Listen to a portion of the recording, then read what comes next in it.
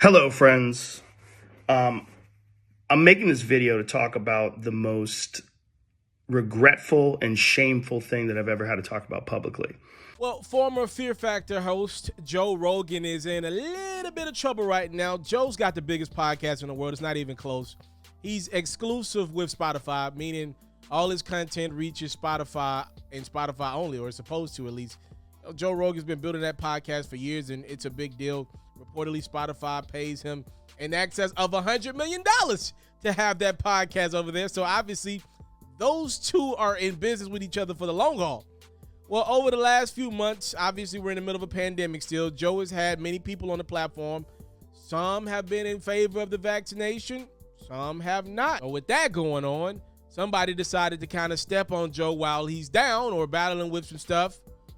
Somebody put a 2-minute clip together of Joe Rogan saying the N Word. And boy, is he getting them off. Throughout the years of his podcast, Joe Rogan has said the N Word a lot. It is uncomfortable to watch, me being a black man and Joe Rogan not being a black man. It's uncomfortable for me to watch.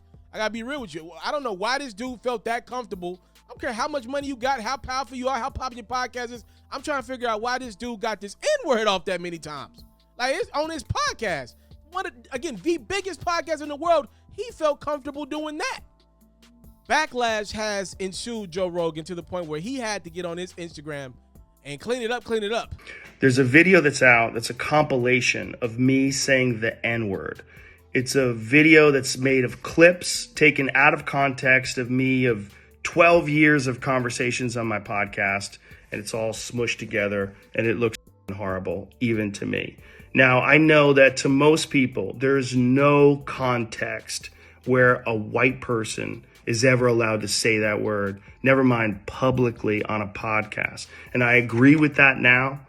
I haven't said it in years, but for a long time, when I would bring that word up, like if it would come up in conversation, instead of saying the N-word, I would just say the word. I thought as long as it was in context, people would understand what I was doing. Like that context was part of the clip we were talking about Red Fox, how Red Fox said that word on television in the 1970s and how times have changed so much since then. Or about how Richard Pryor used it as one of the titles of one of his albums.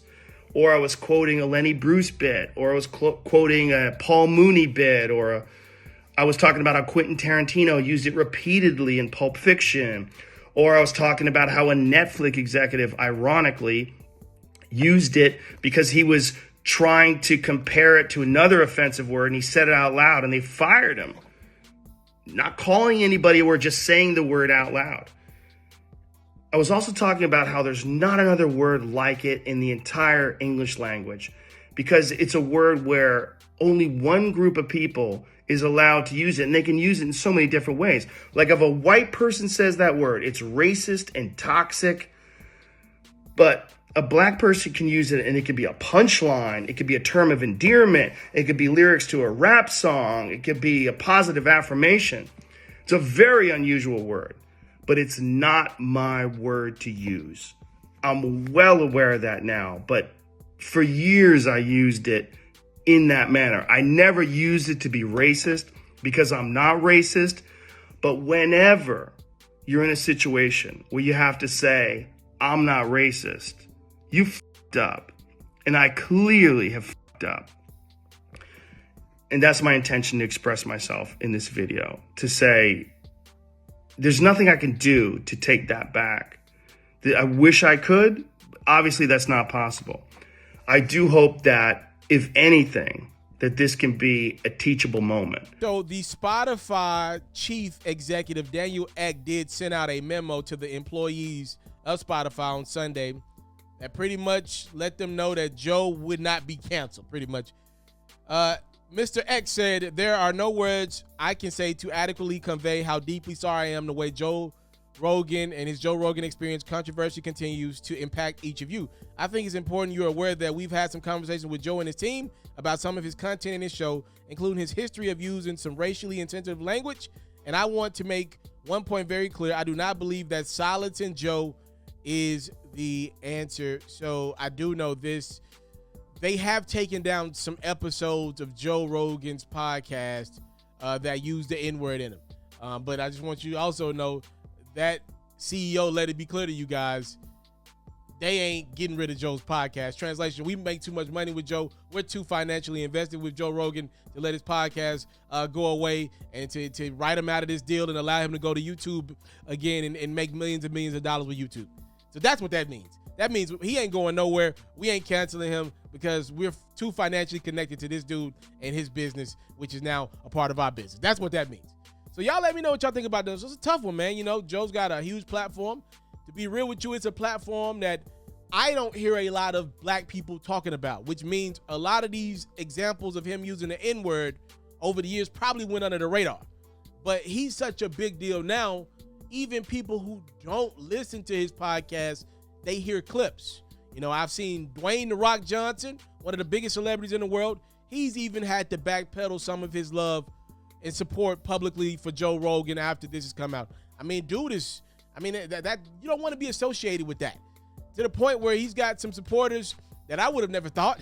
How about Jay Prince, Houston OG himself, came out to support Joe because he knows what's going on right now. It's a bad time for Joe Rogan. Jay Prince said Joe Rogan is not racist. I know this brother. It takes a sincere individual to admit when they are wrong and have messed up about a situation. As you can hear, he's done that, and I forgive him because I never want to become one of those people that are filled with unforgiveness and hate that we complain about all the time. Let this be an example to others of the sensitivity of the word, obviously the N-word, being said by anybody that's not an N-word. LOL. That is from the desk of Jay Prince. Would have never expect the OG to be supporting Joe Rogan. And look, I'm going to tell you like this. That cosign from that OG, if you know anything about Mr. Prince, is what I call him, because I got the ultimate respect for Mr. Prince. That cosign is just as good as the Spotify CEO cosign.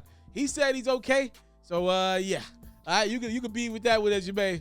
Y'all let me know what y'all think about this one with Joe Rogan, as clips went viral of him using the N-word, and obviously he's had some guests on his platform that do not agree with the vaccination, and artists like Neil Young have responded to Spotify standing by their $100 million guide by asking Spotify to remove their music from the platform as long as Joe remains on the platform. You know, they've called, you know, it's a lot going on in our country right now, as you can see. Let me know what you think about it with the biggest podcast in the world, Joe Rogan. He's got a lot going on.